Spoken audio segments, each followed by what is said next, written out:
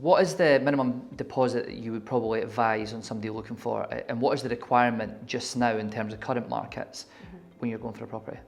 So at the moment, the minimum deposit that you can put down on a mortgage is 5%. You do have to take into account that there is lots of other costs associated with a purchase of a property, such as land and buildings tax transaction. You may have to pay over the value for a property, and there's also costs such as solicitors as well.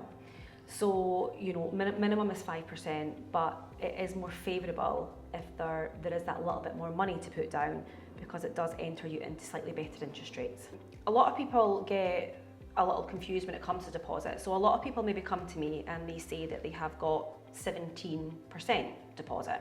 And I try to explain to clients that the mortgage market works in whole numbers. So if you have 5%, 10%, 15%, 20% deposit, 21% deposit doesn't get you a better interest rate, or 19% doesn't get you a better interest rate.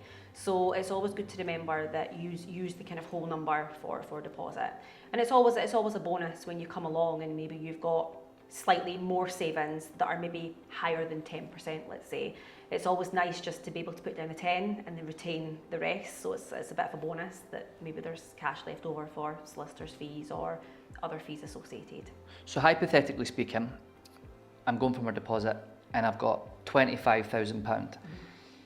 How much of that extra £5,000 would make an impact on my mortgage versus putting in £20,000? Okay, so it's kind of a difficult one to answer.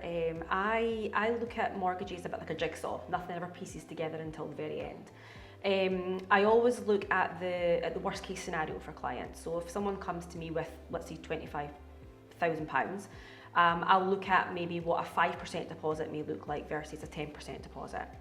It's not really until they've purchased that we sit down, and that's where we really dig deep into, what size of deposit now do they want to put down, now that we know physical figures and actual purchase prices.